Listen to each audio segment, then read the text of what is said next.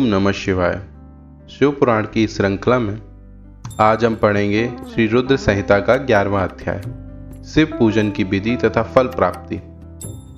ऋषि बोले, हे सूत जी, आप हम पर कृपा कर हमें ब्रह्मा जी व नारद के संवादों के अनुसार शिव पूजन की विधि बताइए, जिससे भगवान शिव प्रसन्न होते हैं। ब्राह्मण, क्षत्रिय, वैश्य और शूद्र आदि चारों वर्णों को शिव पूजन किस प्रकार करना चाहिए, आपने व्यास जी के मुख से जो सुना हो कृपया हमें भी बताइए। महर्षियों के ये वचन सुनकर सूत जी ने ऋषियों द्वारा पूछे गए प्रश्नों के उत्तर देते हुए कहना आरंभ किया। सूत जी बोले, हे मुनीश्वर, जैसा आपने पूछा है वह बड़े रहस्य की बात है। मैंने इसे जैसा सुना है उसे मैं अपनी बुद्धि के अनुसार आपको सुना रहा हूँ। पूर्व काल में व्यास जी ने सनत कुमार जी से यही प्रश्न किया था। फिर उपमन्यु जी ने भी इसे सुना था और इसे भगवान श्री कृष्ण को सुनाया था। वही सब मैं अब ब्रह्मा नारद संवाद के रूप में आपको बता रहा हूँ। ब्रह्मा जी ने कहा, भगवान शिव की भक्ति सुखमय, निर्मल एवं सनातन रूप है तथा समस्त मनोवांछित फलों को देने वाली है। यह दरिद्रता, रोग, दुख तथा शत्रु द्वारा की गई पीड़ा का नाश करने वाली है। जब तक मनुष्य भगवान शिव का पूजन नहीं करता और उनकी शरण में नहीं जाता, तब तक ही उसे दरिद्रता, दुख, रोग और शत्रु जनित पीड़ा, ये चारों प्रकार के पाप दुखी करते रहते हैं। भगवान शिव की पूजा करते ही ये दुख समाप्त हो जाते हैं और अक्षय सुखों की प्राप्ति होती है। वह सभी भोगों को प्राप्त कर अंत में मोक्ष प्राप्त करता है। शिव जी का पूजन करने वालों को धन, संतान और सुख की प्राप्ति होती है। ब्राह्मण, क्षत्रिय, वैश्य और शूद्रों को सभी मनोकामनाओं तथा प्रयोजनों की सिद्धि के लिए विधि अनुसार पूजा उपासना करनी चाहिए। ब्रह्म मुहूर्त में उठकर गुरु तथा शिव का स्मरण करके तीर्थों का चिंतन एवं भगवान विष्णु का ध्यान करें। फिर मेरा स्मरण चिंतन करके स्तोत्र पाठ पूर्वक शंकर जी का विधि पूर्वक नाम लें। तत्पश्चात उठकर शौच क्रिया करने के लिए दक्षिण दिशा में जाएं तथा मलमूत्र त्याग करें। ब्राह्मण गुदा की शुद्धि के लिए उसमें 5 बार शुद्ध मिट्टी का लेप करें और धोएं। क्षत्रिय 4 बार, वैश्य 3 बार और शूद्र 2 बार यही क्रम करें। तत्पश्चात बाएं हाथ में 10 बार और दोनों हाथों में 7 बार मिट्टी लगाकर धोएं। प्रत्येक पैर में 3-3 बार मिट्टी लगाएं।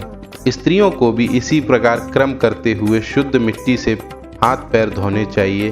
ब्राह्मण को 12 अंगुल, क्षत्रिय को 11, वैश्य को 10 और शूद्र को 9 अंगुल की दातुन करनी चाहिए। षष्ठी, अमावस्या, नवमी, व्रत के दिन, सूर्यास्त के समय, रविवार और श्राद्ध के दिन दातुन न करें। दातुन के पश्चात जलाशय में जाकर स्नान करें तथा विशेष देश काल आने पर मंत्रोच्चार पूर्वक स्नान करें। फिर एकांत स्थान पर बैठकर विधि पूर्वक संध्या करें तथा इसके उपरांत विधि विधान से शिव पूजन का कार्य आरंभ करें। तदुपरांत मन को सुस्थिर करके पूजा गृह में प्रवेश करें तथा आसन पर बैठें। सर्वप्रथम गणेश जी का पूजन करें। उसके उपरांत शिव जी की स्थापना करें। 3 बार आचमन कर 3 प्राणायाम करते समय त्रिनेत्रधारी शिव का ध्यान करें। महादेव जी के 5 मुख, 10 भुजाओं और जिनकी स्फटिक के समान उज्ज्वल कांति है, सब प्रकार के आभूषण उनके श्री अंगों को विभूषित करते हैं तथा वे बागंबर बांधे हुए हैं। फिर प्रणव मंत्र अर्थात ओंकार से शिव जी की पूजा आरंभ करें। पाद्य, अर्घ और आचमन के लिए पात्रों को तैयार करें। 9 कलश स्थापित करें तथा उन्हें कुशाओं से ढककर रखें। कुशाओं से जल लेकर ही सबका प्रक्षालन करें। तत्पश्चात सभी कलशों में शीतल जल डालें। खस और चंदन को पाद्य पात्र में रखें। चमेली के फूल, शीतल चीनी, कपूर, बड़ की जड़ तथा तमाल का चूर्ण बना लें और आचमनीय के पात्र में डालें। इलायची और चंदन को तो सभी पात्रों में डालें। देवादिदेव महादेव जी के सामने नंदीश्वर का पूजन करें। गंध, धूप तथा दीपों द्वारा भगवान शिव की आराधना आरंभ करें। सग्गो जातम प्रबधामी मंत्र से शिव जी का आह्वान करें। ओम वामदेवाय नमः मंत्र द्वारा भगवान महेश्वर को आसन पर स्थापित करें। फिर ईशानः सर्वविद्यानामः मंत्र से आराध्य देव का पूजन करें। पाद्य और आचमनी अर्पित कर अर्घ्य दें। तत्पश्चात गंध और चंदन मिले हुए जल से भगवान शिव को विधि पूर्वक स्नान कराएं। तत्पश्चात पंचामृत से भगवान शिव को स्नान कराएं।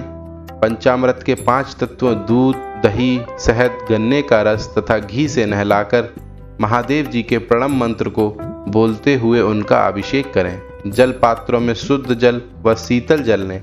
सर्वप्रथम महादेव जी के लिंग पर कुश, अपामार्ग, कपूर, चमेली, चंपा, गुलाब, सफेद कनेर, बेला, कमल और उत्पल पुष्पों एवं चंदन को चढ़ाकर पूजा करें। उन पर अनवरत जल की धारा गिरने की भी व्यवस्था करें। जल से भरे पात्रों में महेश्वर को नहलाएं। मंत्रों से भी पूजा करनी चाहिए। ऐसी पूजा समस्त अभीष्ट फलों को देने वाली है।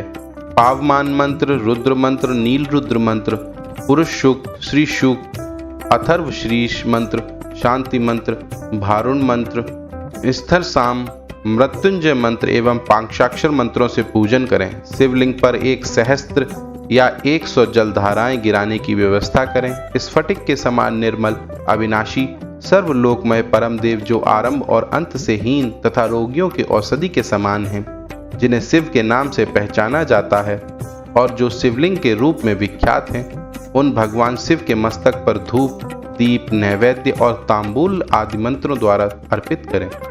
अर्घ देकर भगवान शिव के चरणों में फूल अर्पित करें। फिर महेश्वर को प्रणाम कर आत्मा से शिव जी की आराधना करें और प्रार्थना करते समय हाथ में फूल लें। भगवान शिव से क्षमा याचना करते हुए कहें, हे कल्याणकारी शिव, मैंने अनजाने में अथवा जानबूझकर जो तप, जप, पूजा आदि सत्कर्म किए हों, आपकी कृपा से वे सफल हों। हर्षित मन में शिव जी को फूल अर्पित करें। स्वस्ति वाचन कर अनेक आशीर्वाद ग्रहण करें। भगवान शिव से प्रार्थना करें कि प्रत्येक जन्म में मेरी शिव में भक्ति हो तथा शिव ही मेरे शरणदाता हो। इस प्रकार परम भक्ति से उनका पूजन करें। फिर सब परिवार भगवान को नमस्कार करें। जो मनुष्य भक्ति पूर्वक प्रतिदिन भगवान शिव की पूजा करता है, उसे सब सिद्धियां प्राप्त होती हैं। उसे मनोवांछित फलों की प्राप्ति होती है। उसके सभी रोग, दुख, दर्द और कष्ट समाप्त हो जाते हैं। भगवान शिव की कृपा से उपासक का कल्याण होता है। भगवान शंकर की पूजा से मनुष्य में सद्गुणों की वृद्धि होती है। यह सब जानकर नारद अत्यंत प्रसन्न होते हुए अपने पिता ब्रह्मा जी को धन्यवाद देते हुए बोले कि आपने मुझ पर कृपा कर मुझे शिव पूजन की अमृत विधि बताई है। शिव शक्ति समस्त भोग और मोक्ष प्रदान करने वाली है। इस तरह यह 11वां अध्याय समाप्त हुआ। हर हर महादेव।